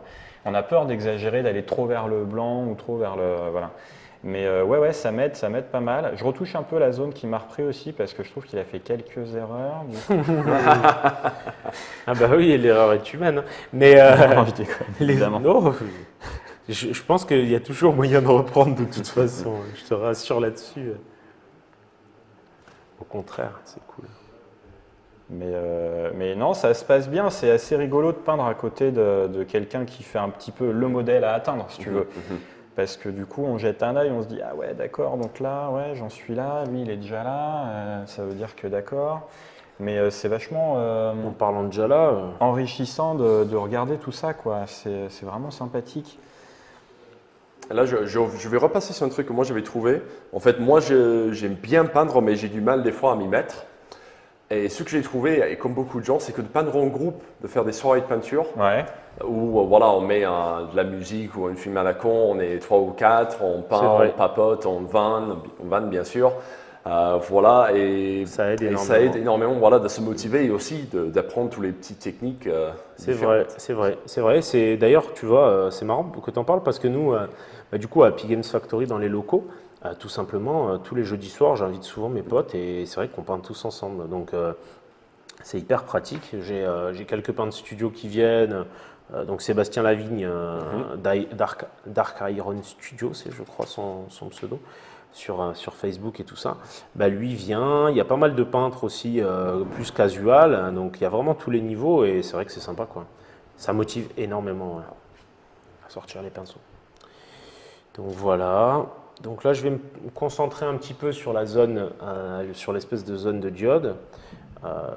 Donc là je vais tirer d'un côté, hop, la lumière, hop. Donc je vais tirer, pousser vers une zone de lumière. Hop. Et de l'autre côté, je vais tout simplement faire un point pour donner en fait la sensation que... Je ne sais pas si on voit bien ou si je suis trop penché, mais ça... Sinon tu me dis Jamie. Normalement, maintenant on voit le figurine, on voit un peu de cheveux, mais ça va. Ah d'accord, je vais reculer un peu. Non, c'est bon. J'ai des beaux cheveux ou pas? Je pense que... Ah bah, je demanderai ça aux internatateurs. Tiens, une question. Ah. D'autres jeux de plateau prévus dans l'univers de Eden. Un dungeon crawler sera génial. Bah, il faut jouer à Escape, j'ai envie de dire. Ben, c'est vrai que Escape est une sorte de dungeon crawler. Exactement. En fait, en gros, Escape, c'est un jeu tout simplement où on va pouvoir incarner des résistants qui sont une faction dans l'univers d'Eden. J'ai bavé, ça arrive. Et du coup, en fait, on va pouvoir incarner des résistants et on va bouger de case en case avec chacun de ces résistants pour finalement réussir des objectifs de mission. Donc c'est vrai que c'est un dungeon crawler-like et ça permet finalement de jouer directement en sortie de boîte. C'est assez rapide à mettre en place. Donc voilà, il y a une petite campagne à l'intérieur, je crois que c'est en 10 Petite, il y a scénarios. quand même 10 scénarios Ouais, en arbre en plus. Nous on dit petite parce que c'est vrai qu'on en bouffe beaucoup des scénarios, mais voilà. Et voilà, donc en plus là on est en train de bosser sur la suite pour l'année prochaine, donc ce sera sûrement courant de l'année prochaine. Il y a pas mal de petits projets qui vont débarquer, donc il faut rester un petit peu à l'affût quoi. Pas hésiter à se connecter sur le site d'Eden du coup pour voir tout ça. Voilà. Je le place toujours. Hein. Ah bah, il vaut mieux. Bah oui.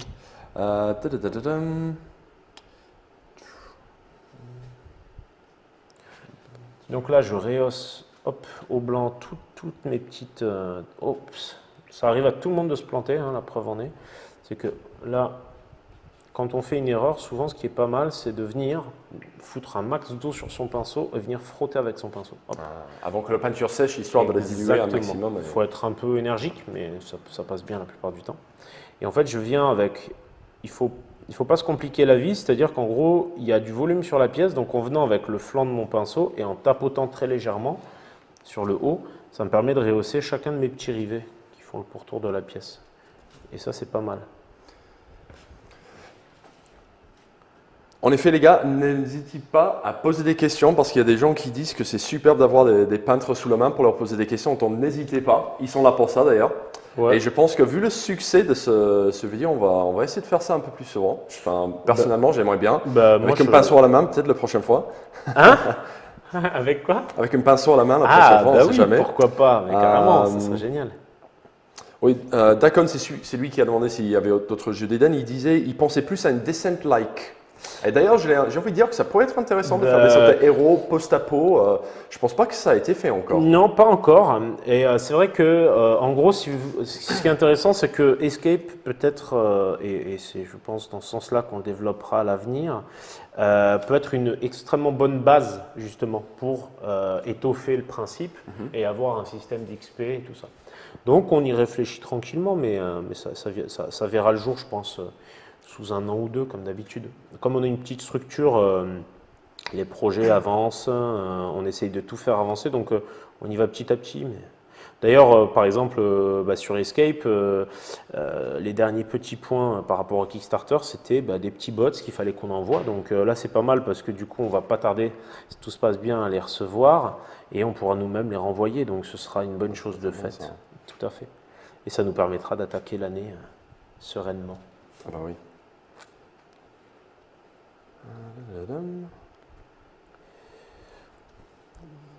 La qualité, hein, c'est assez étonnant parce que bon, j'ai toujours testé quelques vidéos, mais c'est vrai que à Trick Track, ce qui est génial, c'est vraiment que le matériel se prête parfaitement. Ah bah c'est ça qu'on essaie de Encore faire. chapeau à l'équipe, c'est juste bluffant, quoi. Chapeau à tous les Monsieur Fall va être en train de rougir derrière son écran, sans doute. Oui, Monsieur Fall rougir, ouais, j'y crois pas trop. Bah, on ne verra pas trop parce que... Ils ont quand même du matériel solide parce qu'ils l'installent à coups de pied, quoi. C'est vrai que c'était pas mal. Du coup, moi, je commence à avoir une base très cohérente, ça se relativement voit régulière. depuis ici. Et même, bon, je ne vais pas me rapprocher pour voir les détails et pour ne pas bloquer les caméras de Monsieur Node, mais de loin, ça a déjà l'air fini. En fait, tu pourrais laisser comme ça et ça, c'est top. Et en fait, ce qui est intéressant, c'est qu'il y a plusieurs niveaux. C'est-à-dire que le but, il est vraiment de pouvoir faire quelque chose de rapide et de clean. Et si on a un peu plus de temps et qu'on veut peaufiner les choses, revenir dessus. Bon, allez, je vais essayer de me sortir les doigts un peu là. Alors, je pense que ce qui est important, c'est que tu vois, que le but, c'est pas une course. Et je pense que le but, c'est vraiment de prendre son temps. Bah ouais, le rendu est là, tu vois. Voilà, déjà, ça saute plus aux yeux. Ça saute carrément plus aux yeux parce que tu as osé les choses. Et en plus, ça permet de voir que il suffit de booster les lumières pour que la pièce claque beaucoup plus. Ouais. Évidemment. J'ai fait n'importe quoi sur moi, j'ai envie de dire, il te reste à booster les sombres. Ouais, c'est ça. Les ombres, en fait, c'est les pattes. C'est les pattes, en fait, limite, ça mérite de les ombrer directement avec un jus de noir. Je peux te montrer rapidement ça. Vas-y, ça fait. Donc, du coup, en fait, ça permet tout simplement d'écraser. Alors, on peut voir la différence de précision et là c'est impressionnant parce que les couleurs, on a les mêmes couleurs, on a les mêmes palettes à peu de choses près. Ce qui est fou, c'est que moi j'ai fait des mélanges de couleurs et Mo très peu sur sa palette, je ne sais pas si on voit sa palette. Et c'est la précision du coup de pinceau sur sa figurine où on voit que c'est vraiment clean de très près, c'est juste. Mais ça c'est l'entraînement, voilà. c'est juste et moi on voit que c'est beaucoup plus brouillon. Alors et ça c'est hyper intéressant le fait que tu parles de mélange parce que avec les techniques que j'ai montrées finalement, on se rend compte que ce qui va importer, c'est pas tellement le nombre de mélanges, mais étant donné qu'on va passer des couches successives plus ou moins denses. Ça va être finalement des filtres et le mélange va se faire par filtre superposé. Ouais. Ça évite de passer par trop de différentes couleurs et tout en permettant d'avoir un fini bien clean. Donc je minimise le nombre de mélanges, je fais que des passages successifs très légers et puis je dose comme ça, quoi. Okay. Donc, avant qu'on finisse, montre-nous juste partie par partie, donc les pads qui sont un peu les armes, un peu comme l'épée, j'ai envie de dire, puis comment tu as fait aussi pour le tige de l'antenne. Oui, alors je Juste rappelle pour un dernier, un dernier petit point. Voilà, c'est ça. En fait, sur chaque récapitulatif. partie, un petit récapitulatif. Voilà. Exact, c'est toujours bienvenu. Du coup, en fait, le traitement des pattes se fait vraiment, comme ces deux surfaces planes, ça se traite comme une lame finalement. Donc là, on voit comme dans le petit esquisse. Vas-y, je veux bien que tu me. Voilà. Oui, Voilà. comme Donc, sur cette dans petite voilà, dans esquisse, l'esquisse. ça se traite un peu comme une lame, Voilà. à savoir. Ah, C'est pas grave. ouais, ça marche. Et en fait, à savoir qu'on va finalement avoir une facette qui va prendre la lumière d'un côté et l'autre qui va prendre la lumière mais à son opposé. Donc ça, c'est vraiment sur une arme. Et ça, c'est l'exemple le plus basique de Le cette plus technique de classique, peinture, en fait. exactement. Là, en fait, sur le pommeau, comme on avait vu sur le petit rond, finalement, on va le voir appliqué plus ou moins ici. Pourquoi? Parce que, en fait, on a un point de lumière là, vers lequel on va tout recentrer, et des zones d'ombre qui vont venir se placer autour. Donc ça, finalement, c'est cette Et je surface-là. pense, là, il y a un truc important à dire, c'est-à-dire que le haut du robot est une sorte de dôme, C'est ça. et on a mis le point de lumière vers l'avant, C'est pas au ça. centre. C'est ça. Donc du coup, c'est plus lumineux vers l'avant. Là où il y a la lentille, c'est le point focal du figurine, et plus sombre à l'arrière. C'est ça, en fait, et c'est ça qui est intéressant avec le non métallique, c'est que c'est nous qui dirigeons la lumière. C'est ça. Et finalement, en la dirigeant vers l'avant, ça nous permet d'avoir une pièce graphiquement plus sympa. Voilà. Alors, en réalité, évidemment que ce serait le haut qui prendrait le plus la lumière. Oui. Mais nous, grâce à ce petit effet, ça nous fait une pièce beaucoup plus sympa. Exactement. C'est une trompe-l'œil, C'est comme ça. on n'arrête pas de dire, mais il ne faut pas avoir, un peu comme on accentue sur les clairs, il ne faut pas avoir peur d'accentuer sur là où est le point de lumière. C'est Parce ça. que sauf si le soleil était droit devant lui, tu n'aurais pas vraiment eu ce genre d'effet-là. Exactement. Et là, pour le tout, c'est plus joli que de le mettre pile au-dessus. Toujours plus sympa, voilà, Voilà. ça fait un petit décalage. D'ailleurs, il y a un dernier type de partie, parce que ça nous a été demandé en direct, mais ça. voilà, et que je peux aussi montrer sur ce petit schéma, qui est décidément super pratique, c'est le cylindre. Et du coup, le cylindre, on l'a vu, donc on va préserver une zone finalement qui va être blanche, un trait, et en fait, ça va être très sombre juste en dessous, et puis après se dégrader un peu plus clair. Après. D'accord. Et je pense que tu l'as fait en plus sans l'antenne-là. On va pouvoir C'est ça, exactement. On peut le voir aux gens. En fait, tu as même arrêté le trait blanc avant la fin de la pièce. Avant la fin, et en Voilà. fait, j'ai fait un petit point de lumière. Donc en fait, ça permet de vraiment traiter tous les types de surfaces. Et pour ça, c'est pratique. Donc on le voit, du coup, hop, on le voit ici, là, hop, ce petit trait-là. Donc voilà pour la petite explication de peinture. Alors où en es-tu, mon ami? J'ai posé mes ombrages de psychopathe et je suis en train de reprendre la couleur intermédiaire D'accord. pour. Laisse-lui quelques minutes juste de finir ça. Oui, et puis, prends ton temps. on regarde ça vu que c'est un débutant, C'est le comme but. beaucoup de gens qui vont regarder ces Bien vidéos. sûr. Donc, tu peux regarder ça, nous dire ce que tu en penses, les petits Les points. rappels des petites techniques qu'il faut pour améliorer ça. Et puis, je pense que si les gens ont envie d'effectuer ces techniques de peinture, ils ont juste à regarder ces Eh vidéos ben, c'est un ou deux fois. Et... c'est idéal en plus parce que, encore une fois, ça va désacraliser le fait d'essayer les choses. Exactement. Pourquoi? Parce qu'on est une personne qui a déjà pratiqué de la peinture, mais à un moindre niveau que le mien du coup, parce que c'est mon Franchement, métier. Hein, je peins un peu 24 heures sur 24, donc en définitive, c'est logique. Et en fait, ça permet aussi de se situer par rapport à ce niveau. Et ça, je trouve que c'est un point hyper intéressant dans le fait que tu sois présent. Donc là, j'ai des... Tu ne sers pas à rien. Ouais, mais Il est là. c'est merci, c'est T'as vu sympa, ouais. Là, j'ai des C'est marrant questions. parce que j'étais en train de me poser des questions. Donc, sur l'intérêt de la Mirage présence. Jeu est la même technique pour des toutes petites surfaces, genre une épée ou même des bijoux. En fait, c'est exactement ce qu'on vient de Le montrer. principe En est fait. exactement le même. Exact. Même on a utilisé l'épée comme exemple. C'est ça. Et même on a expliqué un petit peu cette histoire de dôme, C'est ça. comme les bijoux. La Et, plupart du temps, et ils sont quand comme on le ça. regarde, cette surface-là, elle est assez petite finalement, la surface de pâte. Si on regarde la taille du pinceau, je ne sais pas combien il fait, mais là, le petit drone, il fait quoi 20 mm de Ouais, hauteur plus quoi. ou moins, oui. Donc la surface est quand même assez minuscule. Je ne sais pas de C'est quel type de surface il parlait. Il a dit épée ou bijoux. Donc c'est comme les c'est un épées peu, de... c'est exactement la même chose en fait. Les gemmes, ce genre Oui, de choses. voilà, C'est ça. ça, ouais. La gemme, en fait, ça s'apparente énormément Exactement. à ce cercle-là qu'on a là-haut. Hop. Voilà. Donc, c'est dégradé vers le haut, un petit point vers le bas. L'épée, ça va s'apparenter à ça.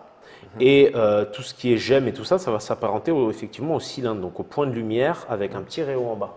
Voilà. Finalement, à chaque fois, il faudra réussir comme ça à décomposer des éléments en éléments plus simples et ça va s'appliquer. C'est vraiment ce jeu de lumière est vraiment le base de cette technique de peinture et même pour tout ce qui est dessin, peinture. Enfin, une fois qu'on a appris comment ça marche, et ce n'est pas si compliqué que ça.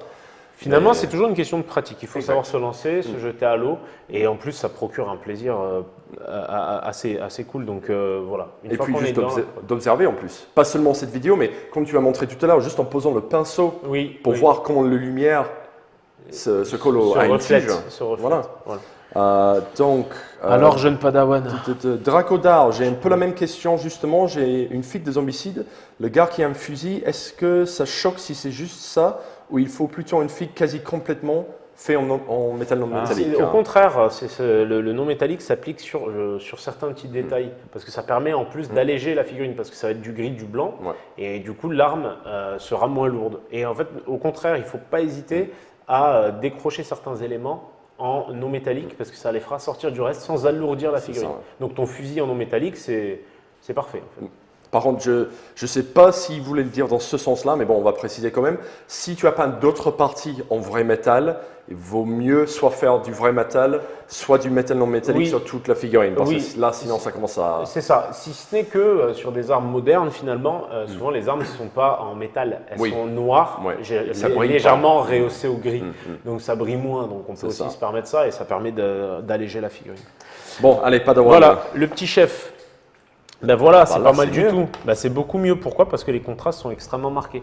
Donc effectivement, en termes de… Oups, pardon, c'est vrai que les gens ne voyaient pas.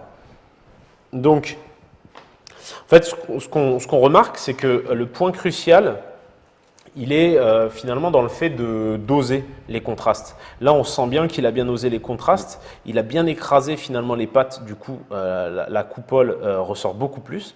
Et ça va être primordial. Donc ça, c'est le gros point positif de ta peinture. C'est que tu as réussi à dépasser ce stade-là. Et à chaque fois que tu vas peindre, finalement, l'intérêt, il est justement de passer des steps. Et ce qui est intéressant, c'est donc ton intensité, le fait que tu sois allé du blanc au noir. Les points qui vont être justement, qui vont te permettre d'aller encore plus de l'avant, ça va être justement de diluer un chouïa plus ta peinture sur des étapes prochaines pour venir entre deux faire les transitions. Mais en soi, on le voit tout de suite que graphiquement, ça fonctionne. Donc voilà. Et l'intérêt sur une figurine, c'est que quand on la pose, les lumières soient assez éclatantes. Donc la plupart du temps, ce sera à peu près, on va dire, à cette distance-là. Et ça permettra finalement d'avoir une figurine qui graphiquement fonctionnera. Donc non, chapeau quoi. Qu'est-ce que tu en as pensé toi du coup? Eh bien, qu'est-ce que j'en ai pensé? C'est un peu difficile de dire ce que j'en ai pensé là comme ça tout de suite parce que non, c'est bien, ça change vraiment complètement les choses. De voir la figurine en vrai en 3D parce que Eden, ce qui est bien, c'est que dans les blister de figurines, il y a la carte avec les figurines peintes déjà peintes par Tezig et du coup on voit les effets que tu as fait. Sauf qu'on n'a pas le volume et là le fait de voir le volume et de voir comment tu travailles sur le volume, je jetais souvent des coups d'œil et ça me permettait de faire des retouches au niveau de la logique de comment tu poses l'ombrage et tout. Donc c'est à ce niveau-là que j'ai trouvé ça super agréable et en fait ça paraît beaucoup plus évident que… Les gens disent maintenant beaucoup, il y a plein de tutos sur le net et tout, mais ça écrase en fait et tu te rends pas compte de ça. Et je vois vraiment l'intérêt d'un masterclass, d'un cours de peinture avec un pro ou quelqu'un qui a un très bon niveau parce que tu prends le temps de regarder le volume et comment se posent les choses. Alors, je sais pas si tu es content de ton élève parce qu'après, il y a ça aussi. Je suis en train de dire que j'ai l'impression que ça m'a donné des trucs. Après, voilà, moi, ce que je vois, ce que tu as remarqué, c'est effectivement la dilution parce qu'on voit mes coups de pinceau et je me suis fait vraiment avoir comme quoi la palette humide, c'est pas forcément la solution à tout, quoi. Et la netteté, on sent que tu as le geste précis. Toi, tu as fini ta figue, moi, les pattes ne sont pas faites ou quasi, enfin, ouais, elles ne sont pas faites, quoi. Voilà, il y a plein de petites choses, mais disons qu'avec les conseils que tu m'as donnés, exagérer les contrastes et tout, je suis assez content du résultat. À poser comme ça sur une table, ça me convient bien. Ah oui, avoir les yeux, je vois. avoir de ces distances-là, je vois pas énormément de différence entre les deux. Si ce n'est pas que les clairs et les sombres sont légèrement plus foncés. Alors, plus éclatants. Alors pour info, en termes de différence, tu vois, la loupiote, ça c'est du vert et ça c'est du rouge. Oui, ça aussi, ça change beaucoup. Mais en gros, l'idée, elle est de se dire, pour moi là concrètement, en termes de retour de professionnel, l'idée elle est de se dire que tu as fait un excellent travail. Pourquoi ? parce que tu as réussi à acquérir le principe de augmenter les contrastes, de booster finalement ta peinture et d'aller vite. Et mine de rien, tu as une base parfaite. C'est-à-dire que là, c'est parfait pour justement continuer à avancer et affiner le tir. Si tu en as envie, parce qu'en l'état, ça fonctionne déjà très bien. Ouais. Donc l'intérêt, il est là. C'est que tu puisses avoir tous les outils en main pour pouvoir progresser. Et moi, c'est vrai que tu le disais, quand je donne des stages, et c'est là où c'est le plus intéressant, c'est que tu vois la personne faire et ça te permet de désacraliser le fameux coup de pinceau un peu à l'arrache. Parce que j'en fais plein des coups de pinceau à l'arrache, et tu l'as vu. Et les ratés, les coups de pinceau à l'arrache, on s'en fout. Ce qu'il faut, c'est que tu aies une intensité de peinture que tu vas pouvoir après affiner. Et là, tu as toutes les clés en main pour continuer. Et ça, moi, c'est mon but à la base. Quand je fais des démos, c'est pas que tu ressortes avec une figurine aussi belle que la mienne, même si c'était le cas, je serais très content. C'est que tu aies tous les outils pour pouvoir continuer. Et monter au niveau du dessus. Ouais. Et ouais. Il y a un peu un côté prestidigitation, justement, parce que là, tu as peint relativement rapidement, c'est pas une pièce de vitrine ou de concours, etc. Et on voit que quand on regarde dans le détail, il y a des dégradés qui sont pas forcément sublimes, hyper fondus et tout. Complètement. Sauf que ça fait le travail à fond la caisse. Puis qu'après, il y a le petit plus précision et la lumière posée au bon endroit, pile poil, qui fait que voilà, on y croit et qu'on est dedans. C'est évidemment une figurine métallique et plus du tout un morceau de résine, quoi. Et c'est tout l'intérêt en fait. Une figurine studio, ça ne va pas être une figurine extrêmement léchée forcément. Ça va être une figurine dont les points de lumière, la photo, quoi. Exactement, dont les points de lumière sont nets et qui vont pouvoir mettre correctement bien en avant la qualité de la pièce et ses volumes. Donc voilà. Techniquement, on n'a pas toujours besoin de pousser aussi loin que ce qu'on peut imaginer. Et puis après, c'est une question de vision aussi. Si tu es peintre pour peindre, là, les petits détails qui vont te narguer, c'est un peu chiant. Si tu es joueur, si ça se rend bien sur le tabletop, mais tu es content. Voilà. Et moi, je dis, et je le répète toujours, le plus important, c'est le plaisir qu'on retire du fait d'avoir fini la pièce. Parce que moi, je suis, mine de rien, cette figurine, je vais certainement la jouer. Et du coup, c'est hyper pratique parce que voilà, on a fini une pièce, on est content, on va pouvoir derrière la jouer, ça aura du volume sur la table. Et comme tu l'as dit, le but, il est de peindre et de s'amuser, quoi. Donc voilà, donc on s'est amusé. Et tu t'es amusé, toi? Je me suis un peu fait chier à un moment donné, mais globalement plutôt, ouais. Tu parlais plus, je me suis dit que non, mais en fait, il était à fond dedans. Tout simplement parce que je sais qu'il faut, sur les tritractés, il faut essayer de ne pas se parler les uns sur les autres pour que ce soit audible.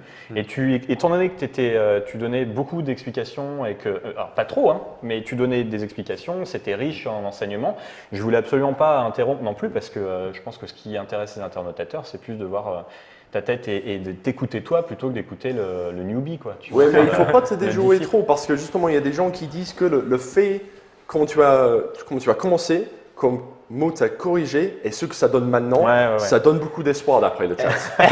non, mais et c'est primordial. En fait, ma présence. Est-ce qu'on dit aux gens que j'ai fait exprès de me planter au départ ou pas? Est-ce qu'on leur dit ça? Non, je préfère que ça reste un peu. Ça reste ça reste entre nous. Et en plus, ce qui est bien, c'est que, en fait, au début, je me suis vraiment demandé si tu serais utile. Non, et tu as prouvé par A plus B que finalement, tu n'es pas complètement inutile. Non, c'est hyper important d'avoir en fait un maître étalon. Et tu étais notre maître étalon. C'est ça que je suis un peu. Parce qu'on savait que ton rapport à la peinture me permet aussi, moi, de voir si mes explications sont pertinentes ou pas. Oui, tout à fait. Ça, c'est hyper important. Et là, je reviens juste sur quelque chose que des gens ont dit. Il y a beaucoup de vidéos de peinture sur l'Internet, plein de choses comme ça, pas toujours aussi bien expliquées. Il y a des gens justement qui disent de te voir en live, en expliquant, en répondant aux questions, c'est mieux que des gens qui font des time-lapse en train de peindre en figurine. Ce n'est pas aussi simple que ça. Et puis, j'en suis ravi. Il y a la chance de l'interaction ici qui fait que déjà on répète plusieurs fois les choses, mine de rien, parce que chacun la reformule à sa manière. Et puis le fait que tu interagisses avec lui, que j'interagisse avec toi aussi, et tous ensemble, on reformule, on repose des questions, alors que quand tu es devant ta vidéo du mec qui s'est filmé tout seul, aussi bon soit-il, mais j'ai pas compris ce que tu voulais dire par là, en fait non, tu parles juste à ton écran d'ordinateur, ce qui est ridicule finalement. C'est ça. Est-ce qu'on dit aux gens qu'aujourd'hui, on va aussi faire d'autres vidéos avec Morand? Oh oui, on va revenir, si vous êtes en train de regarder cette vidéo, il y aura d'autres vidéos avec M. Morand et M. Truc, j'arriverai un jour. Mais pour l'instant, je pense que nous avons tout couvert sur le métallique métal. Les bases. Après, c'est à vous de vous entraîner, de prendre du plaisir à s'entraîner, c'est surtout ça qui est important. Et puis, écoute, n'hésite pas, comme ils ont dit, à poster vos résultats sur les forums, ça ferait surtout plaisir à M. Mo et à M. Truc. Et puis, sur ce, merci de nous avoir regardés. Merci à vous deux de nous avoir montré cette technique formidable et finalement pas si difficile à apprendre que ça. Je vous dis à la prochaine fois avec vos pinceaux. Amusez-vous bien. Prendre du plaisir avec son pinceau.